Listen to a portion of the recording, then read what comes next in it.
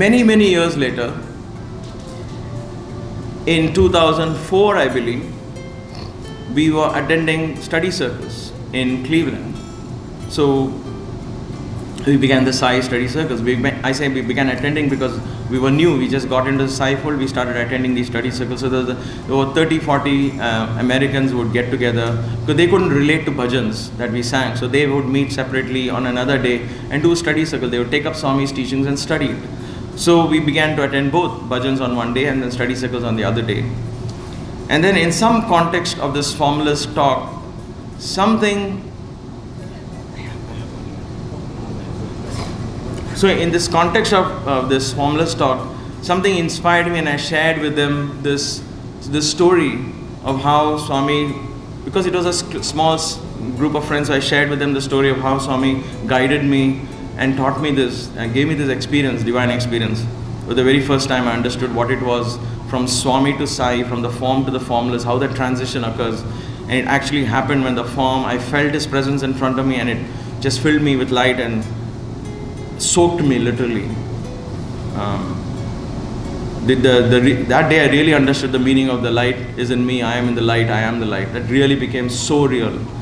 And therefore I shared with them that poem. I said, this is the poem I wrote as a consequence of that experience.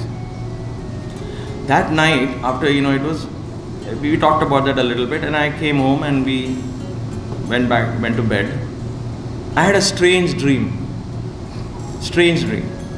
And the dream was, I'm sitting in Swami's room and there are men clothed in white robes, beard, white robes, almost like the Jesus Christ kind of group there.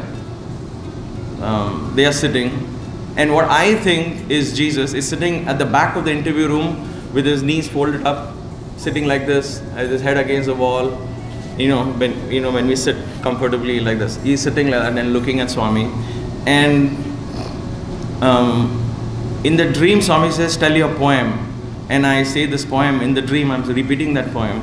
And then Swami says, who wrote this poem or something like this? And I say, Swami, I wrote this poem. And Swami says, good. And he finishes the interview and one person taps me at the back.